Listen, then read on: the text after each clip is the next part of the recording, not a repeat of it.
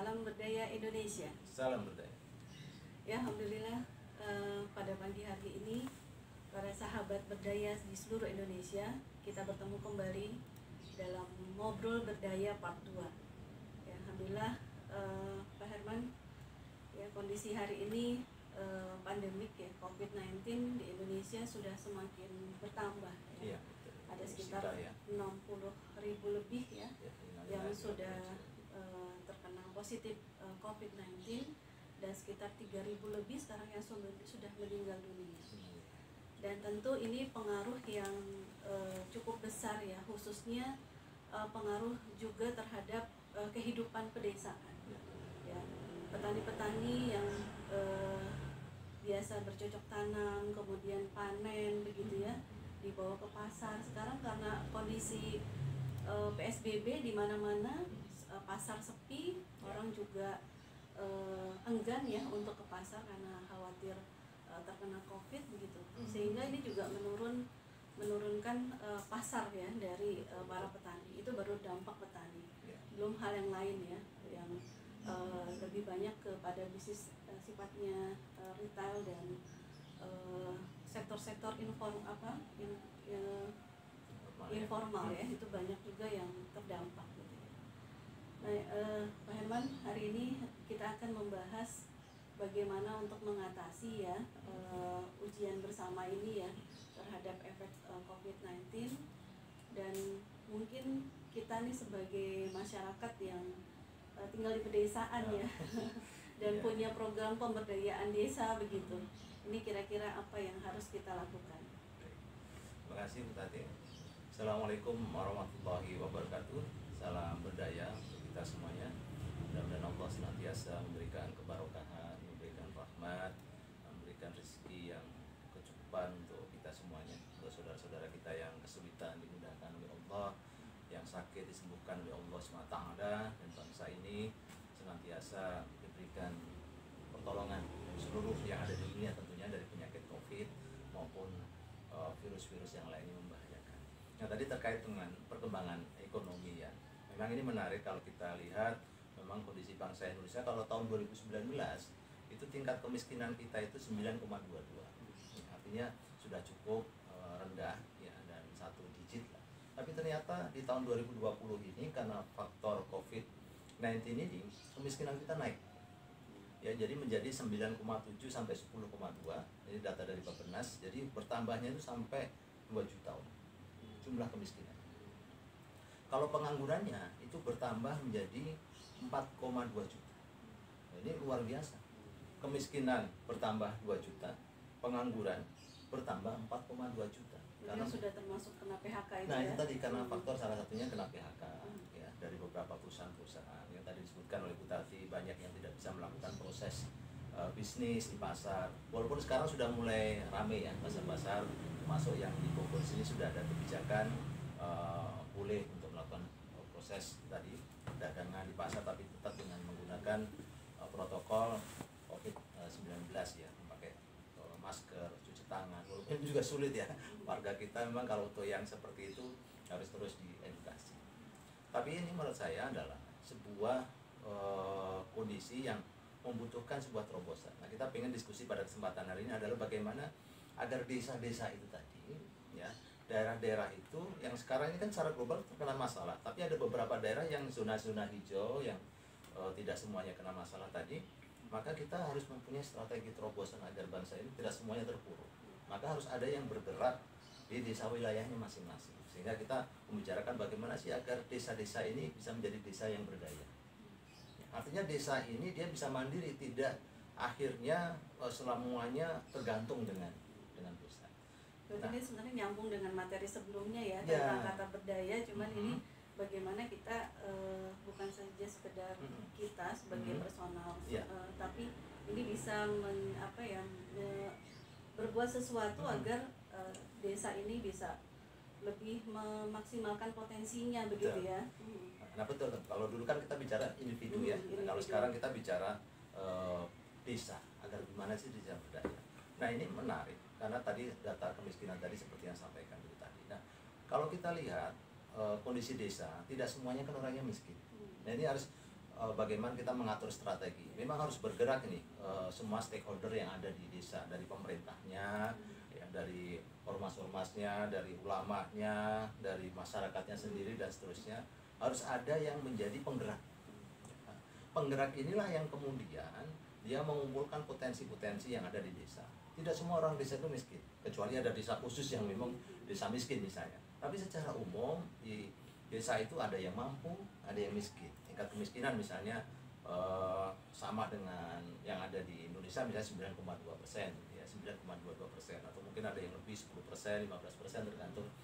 Berarti kan otomatis masih ada 80% lebih orang-orang yang cukup hidupnya. Bahkan mungkin di atasnya yaitu kaya. Ya. Mungkin ada anggaplah 50% orang yang masih berkecukupan, yang artinya dia masih bisa melakukan proses saving dalam kehidupan sehari-hari. Nah, itu harus ada orang yang mulai bergerak. Apalagi kalau kita lihat potensi zakat, infak, sedekah, wakaf, ya siswaf yang kita singkat sifat, dalam setahun itu yang dirilis oleh Basnas itu kan 217 triliun. Bahkan rilis yang terbaru yang dikeluarkan Basnas ini sampai 350 triliun per tahun. Padahal pencapaian dari Basnas sendiri dan lembaga amil zakat yang disebut dengan LAS seluruhnya nasional itu paling banter, data yang kita pelajari kemarin 10,2 triliun. Artinya ini potensinya masih sangat besar yang ada dana di masyarakat ini. Nah, kita nggak tahu nih dana ini masih tersimpan yang belum dikeluarkan atau sudah dikeluarkan tapi tidak tercatat. Karena kan yang tercatat itu kan yang dikeluarkan Basnas, Basda, kemudian lembaga amil zakat LAS. Kalau ada yang diberikan secara langsung itu kan tidak tercatat ya, tingkat social intelligence ya, social intelligence, kecerdasan sosial. Orang Indonesia ini kan termasuk ranking atas dalam tingkat kecerdasan sosialnya. Jadi tingkat sosial kita tinggi ya, karena memang rata-rata negara muslim itu tingkat kecerdasan sosialnya tinggi, menggunakan ada zakat, infak, sedekah, wakaf, riba dan macam-macam. Nah, ini menurut saya sebuah desa harus berpikir bagaimana memberdayakan atau menjadi berdaya di desanya masing-masing. Nah, ini beberapa strategi yang harus kita lakukan. Kalau pemerintahnya bergerak itu tentu bagus, karena ada banyak juga kepala desa yang dia bergerak sangat memperhatikan perkembangan desanya, sangat memperhatikan rakyatnya. Ya, kampung tangguh ya, nah, di beberapa wilayah-wilayah. Nah, ini harus diapresiasi dan juga didorong.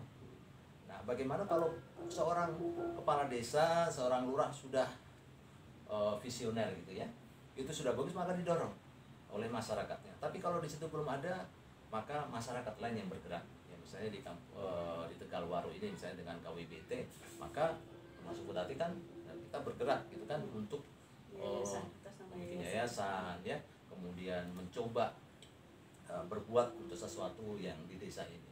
Nah, ini strategi-strategi harus kita lakukan. Salah satunya baik dalam pendanaan internal maupun eksternal. Kalau pendanaan eksternal ini kita mencoba menggalang nih, mesepakati, berkumpul warga desa. Warga desa ini makanya penggerak itu nanti perlu sangat dekat dengan masyarakat, juga dengan pemerintah. Nih, kondisi desa kita seperti ini. Tegalwaru misalnya punya kondisi kemiskinan sekian persen, ya pengangguran sekian persen, dampak dari Covid. Tadi kan sebutkan bahwa secara nasional pengangguran tumbuh menjadi 4 juta, 22 ya. Kalau kemiskinan tumbuh menjadi 2 juta, itu banyak sekali. Nah, termasuk di Tegalwaru atau di tempat-tempat lain pasti itu juga banyak. Dan itu mungkin lebih banyak lagi karena data resmi kadang-kadang masih ada data-data yang informalnya.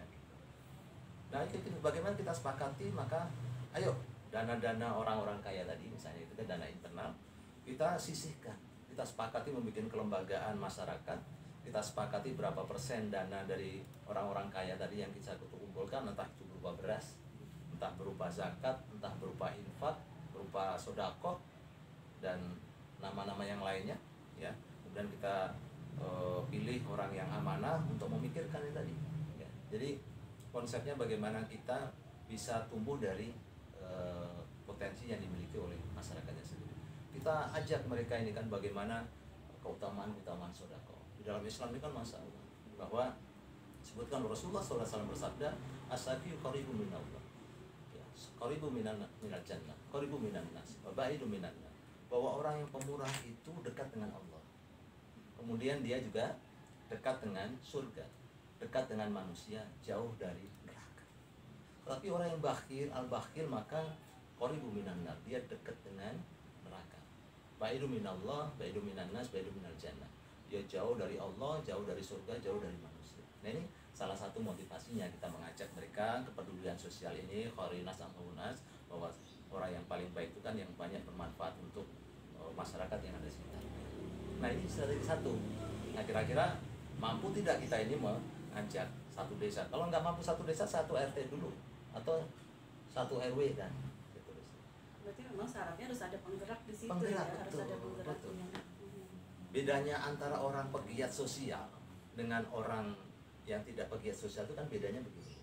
Orang melihat ada masalah ada di desanya, dia bisa cuek, biarin aja. Atau dia minimal mendoakan, ya Allah mudah-mudahan dia dimudahkan aja. Itu orang biasa. Udah ada yang bantu Ada yang ini gitu ngurusin, ya. gitu. Tapi bagi pegiat sosial dia langsung berpikir apa yang bisa saya lakukan. Itu yang selalu berpikir. Oh, kita cari dana di internal. Bagaimana kalau dia nggak bisa usaha, kita carikan modal, kita tambahkan pelatihan seperti yang dilakukan oleh KWPT kan, banyak pelatihan untuk kewirausahaan, mereka untuk tumbuh. UKM jangan dibiarkan dia bangkrut, kita tetap carikan modal. Nah, kalau dana internalnya kurang, maka kita bisa akses dana-dana eksternal. Artinya kita menyiapkan lembaga itu, membuat proposal, presentasi ke lembaga-lembaga lain. Banyak lembaga zakat, ada Basnas, BP2, Palu Masyarakat, PKPU, Al-Azhar, PPPPA, dan yang lainnya masih banyak sekali. Ini bisa menjadi potensi untuk kita ajak kerjasama dengan desa, dengan lembaga yang ada di desa, sehingga desa ini bisa tumbuh. Itu tadi. Nah, ini memang membutuhkan tadi keseriusan, kesungguhan dari masyarakat yang ada di desa itu tadi. Gitu. Jadi kita ajaklah ini masyarakat yang ada di desa tadi, kita mengajak, ayo buka hati kita ya, bahwa kita banyak peluang-peluang kebaikan. Yang peluang kebaikan tadi kembali kepada kita. In ahsantum ahsantum li anfusikum. Wa in asatum falah, bahwa kebaikan itu kembalinya buat diri kita. Dan keburukan juga kembalinya buat kita. Jadi kalau ada peluang kebaikan, kita bergerak. Jangan karena COVID-19 kemudian kita ya di rumah saja gitu ya, tanpa membuka jendela, membuka pintu, melihat kondisi masyarakat kita. Tetaplah bisa jalan-jalan pakai sepeda, jangan sepeda lagi ya, karena lagi booming nih masalah sepeda. Nah, ini juga kita singgung juga nih masalah sepeda. Tadi baca berita bagaimana luar biasanya orang tingkat konsumsi atau pembelian sepedanya meningkat luar biasa, sampai harganya mahal banget ya. Mahal sekali, dan sampai inden. Jadi orang-orang yang produksi sepeda sampai kewalahan menangani kebutuhan itu, dan harganya sudah sampai 60-an juta. Kemarin ada teman bilang, ini teman saya beli sepeda, berapa sepeda harganya? Peleknya doang itu 12 juta. Baru peleknya doang, belum sepeda. Sehingga kemarin ada kejadian di sebuah tempat yang teman saya sendiri, yang anak itu diculik. Anak itu diculik karena apa? Ternyata anak itu memakai sepeda yang mahal. Sepeda mahal diambil, ya anaknya dipukuli, tapi alhamdulillah tuh anaknya selamat ketemu. Ini salah satu yang bahaya juga ya. Jadi kalau sepeda itu orang sudah paham itu barang mewah. Barang mewah bukan hanya motor, harganya bisa juta-jutaan. Dengan kondisi begini potensi untuk kejahatannya juga tinggi. Tapi selain itu yang gaya hidup tadi, lifestyle terkait dengan bersepeda itu sehat insya Allah masih bagus. Tapi kalau sampai akhirnya kita menjadi orang yang materialistis, individualis, hanya memikirkan oh yang penting saya sepeda saya bagus, bisa jalan-jalan kemana-mana, padahal orang lain itu sulit untuk makan, maka tentu ini menjadi perhatian bagi kita ya, agar masyarakat itu butuh itu tadi. Nah mungkin ini kita bisa praktekkan. Ya jadi ini kan buat teman-teman kita kan udah mengkader ya beberapa sahabat berdaya nih yang sudah berjiwa sosial entrepreneur. Jadi sudah saatnya mulai beraktivitas atau mulai peduli dan membuat gerakan itu mulai dari sekitar rumahnya. Ya. Nah ini kan perlu ada tahapan nih bagaimana agar program yang kita lakukan atau program yang kita bantu itu sesuai dengan pas gitu masyarakat itu butuhkan. Kalau sekarang kan banyak yang melakukan gerakan ketahanan pangan, ya entah dia dengan gerakan menanam sayuran begitu ya, ataupun kolam lele dan sebagainya gitu. Nah tapi sebagian besar kan kalau di desa itu malah kayak kolam, kebun itu mereka punya gitu ya. Nah ini perlu ada mapping. Nah ini kira-kira tahapannya apa nih untuk melakukan social mapping agar program kita ini pas begitu sesuai dengan kebutuhan. Ya ini menarik sebenarnya Bu yang sampaikan tadi terkait dengan konsep bagaimana sih proses agar kita ini bisa memberdayakan desa tadi. Memang segala sesuatu harus dilakukan secara profesional gitu ya dan amanah tentunya. Yang sampai kita ngerjakan ya sekedar jalan aja, penting saya bantu orang satu orang udah alhamdulillah, bantu orang ngasih 2.000 udah selesai, atau bagi-bagi beras selesai gitu ya. Itu kan baru permulaan saja dan itu sudah permulaan yang baik tentunya. Ketika kita berniat baik, insya Allah akan dimudahkan oleh Allah SWT. Nah, kita tingkatkan prosesnya, yaitu proses keprofesionalan tadi dalam lembaga-lembaga mengurus desa ini. Maka dibutuhkan ketika nanti sebuah ada tim, kita ada proses pertama adalah melakukan social mapping. Ya. Social mapping. Apa ini social mapping? Itu pemetaan wilayah. Jadi kita mappingkan di desa ini misalnya apa saja sih potensi-potensinya. Apakah ada pertaniannya, adakah peternakannya, ada perikanannya, apakah ada industri-industri kreatif. Kita mappingkan semuanya. Kemudian permasalahannya apa saja yang ada di sini misalnya. Apakah karena pendidikan yang kurang, ya banyaknya usaha yang misalnya tadi merugi, banyaknya peternak-peternak yang kemudian juga merugi, ya perikanan dan segala macam tadi. Kita mappingkan masalah-masalah tadi. Nah, ketika kita sudah mappingkan potensi, masalah, peluang, ya dan mungkin gangguan-gangguan yang juga mungkin ada, misalnya premanisme misalnya ya dan lain seperti itu, maka kita kemudian lanjutkan membuat strategi. Jadi membuat namanya MPP misalnya, matrik perencanaan program. Nah, tujuannya apa matrik perencanaan program ini? Agar pola pikir kita ini terarah ketika mau bikin program itu jelas goalnya apa. Goal ini adalah tujuan akhir dari program tadi. Ada kemudian tujuannya, purpose-nya, kemudian ada objektifnya, dan kemudian ada program-programnya apa saja yang harus kita buat di situ. Jadi harus kita lakukan perencanaan. Salah satunya yang tadi kita bicarakan adanya, pertama harus melakukan social mapping pada masyarakat, potensi-potensinya apa saja yang ada di masyarakat, kendalanya apa saja yang ada di masyarakat, tantangannya apa saja yang ada di masyarakat. Nah, kemudian barulah kita merumuskan, membuat namanya matrik perencanaan program. Jadi mengapa kita harus membuat matrik? Agar jelas tujuannya, goalnya apa, tujuannya apa, ya, kemudian objektifnya apa, kemudian program-programnya apa, sehingga ini terukur. Jadi ada yang namanya kita target-target yang ditentukan, misalnya membuat apa namanya, kita mentargetkan 1 tahun itu kegiatannya apa, 2 tahun kegiatannya apa, yang ingin dicapai apa, dan itu dikaitkan dengan juga nanti adanya kaji dampak, ya, dampak yang kita harapkan di masyarakat itu apa. Jadi misalnya nih, dampak dari ekonomi kita ingin mereka yang tadi pengangguran tadi yang sebanyak di Indonesia tadi, misalnya ada 4,22 juta tadi, misalnya di daerah kita masing-masing ada berapa ratus orang, maka kita tentukan kita bisa mengentaskan pengangguran misalnya sesuai dengan kemampuannya, 50 orang mungkin, 10 orang mungkin. Kemudian menghapuskan kemiskinan misalnya berapa orang, kalau di 2 juta di Indonesia yang totalitas mungkin sekitar ada 12-an juta, di daerah kita ada berapa, itu kita tentukan. Itu yang namanya kita menentukan key performance indikatornya, KPI-nya. Ya, KPI ini penting agar kita fokus, tidak hanya sekedar bagi-bagi, kemudian kondisi masyarakat akan tetap seperti ini saja, ya. Karena memang penting kebutuhan pokok sekarang, menyelamatkan, jangan sampai ada yang kelaparan, ini penting. Tapi setelah itu kita harus berpikir mereka untuk bangkit, kita kasih motivasi.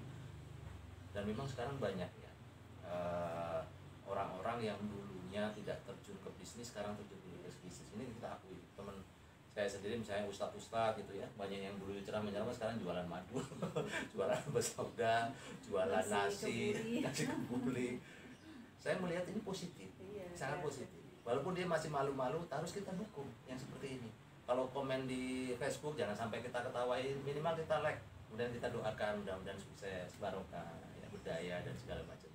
Ini bagian dari support dari kita. Kalau kita punya rezeki ya kita beli, ya.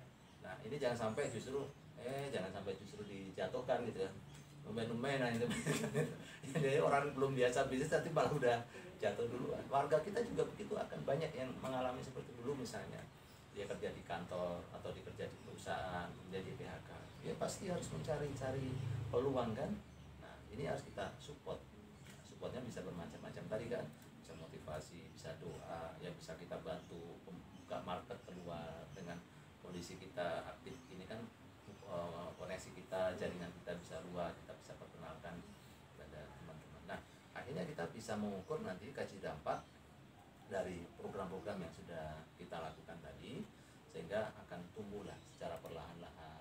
Dan tentu kita berharap sih masyarakat ini kaji dampaknya tidak hanya ekonomi kan, dari spiritual, keagamaan juga penting. Jangan sampai ini ketika kita kondisi corona ini semakin jauh dari Allah SWT, semakin dekatlah insyaallah.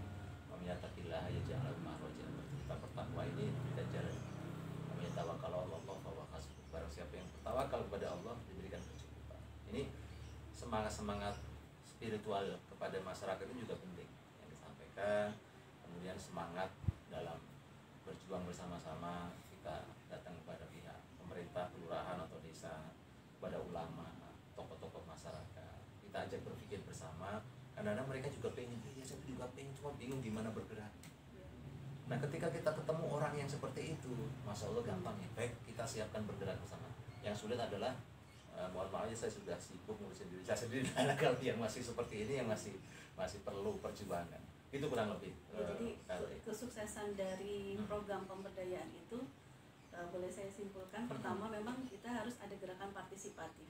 Jadi mengajak sebanyak-banyaknya masyarakat desa yang tempat kita tinggal, itu kita libatkan. Betul. Kita ajak bagaimana mereka akan lebih aware, lebih peduli ya terhadap masalah-masalah yang ada di desa tersebut. Kemudian yang kedua silaturahmi, ya kunci ini yang kedua adalah silaturahmi, mengajak berbagai pihak, tokoh ya maupun dari pihak desa ataupun pihak yang lain untuk bersama-sama memecahkan masalah itu tadi. Dan ini sudah banyak ya kesuksesan dari program-program pemberdayaan ya di desa yang ini memulai semua dari masalah. Ya contoh misalnya kampung wisata bisnis Tegalwaru ini kan juga mulainya dari masalah ya. Tahun 2010 kita melihat di lingkungan kita UKM-UKM yang tidak begitu melesat dari sisi pemasaran, padahal produknya cukup baik, selalu bertemu dengan tengkulak gitu agen. Nah sekarang alhamdulillah dengan ide kampung wisata bisnis ini akhirnya produsen ketemu konsumen gitu ya. Jadi ada percepatan dalam pembelian sehingga mereka pun bisa menjual dengan harga yang normal dan sepantasnya begitu ya. Atau di wilayah lain, ya Pak Herman juga sehari-hari kan di Kampung Silat Jampang awalnya berpermasalahan preman-preman ya, preman-preman di lingkungan, kemudian dirangkul, didekati, kemudian diajak kebaikan ya, bagaimana agar mereka itu dengan silat bisa lebih ya bermanfaat ya buat orang lain, bukan gaya-gayaan ya. Ataupun banyak ya program-program pemberdayaan desa yang tanda kutip ikonnya itu nah ini mungkin menjadi PR nih, bagaimana kan kalau kita mapping tadi, sosial mapping, permasalahan kan banyak nih. Nah mulainya dari mana gitu, mau masalah mana dulu nih yang harus kita atasi gitu ya, agar bisa satu-satu diselesaikan. Walaupun kan mungkin secara teori dalam pemberdayaan kan seluruh aspek harus diberesi ya, ekonomi, pendidikan, kesehatan begitu. Secara holistik lah ya, semuanya kita lakukan. Tapi memang ini kita punya keterbatasan ya, sebagai manusia dan sebagai tim yang ada. Kalau memang kita punya resource SDM yang kuat, tentu kita bisa menangani semua. Walaupun itu sangat berat. Jadi kita harus kompleks, ini bisa kesehatan, pendidikan, ekonomi, spiritual dan segala macam. Kalau kita terbatas, maka kita ambil poin-poin yang terpenting yang bisa kita lakukan. Misalnya permasalahan yang mendasar di sebuah desa, misalnya masalah pendidikan, maka kita bisa fokus pada pendidikan. Banyak orang yang putus sekolah dan segala macam. Kita bikin sekolah-sekolah gratis, paket dan segala macam. Kalau masalahnya di situ adalah ekonomi dan potensi ekonominya besar di situ, maka kita bergerak pada ekonomi yang seperti lakukan kita di KWPT, fokus ekonomi. Spiritual tentu bisa semuanya kita lakukan, pendidikan harus plus dengan spiritual, ekonomi dengan spiritual, ya. Kemudian kesehatan juga semua dengan spiritual. Jadi kita bisa mengambil parsial saja dari semua permasalahan-permasalahan tadi. Itu pun sudah panjang prosesnya. Tapi insya Allah